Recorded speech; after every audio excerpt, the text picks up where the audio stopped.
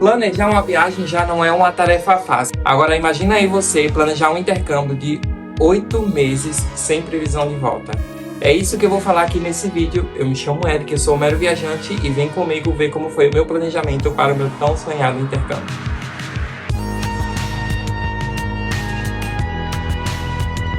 Agora vai. O embarque tá indo aonde? A gente está indo agora em direção ao portão de embarque de número 1 aqui no aeroporto de Congonhas, aqui em São Paulo, para pegar o voo para Recife no avião da Curva. Às 9 horas, a gente está mega atrasado e o Américo tá filmando. Falta 40 minutos para iniciar o embarque, eu ainda tenho que passar no raio-x. É que boa. E, Depois você fica aqui em São Paulo mesmo.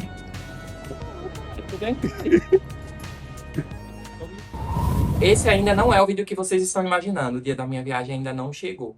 Mas como eu falei para vocês no vídeo...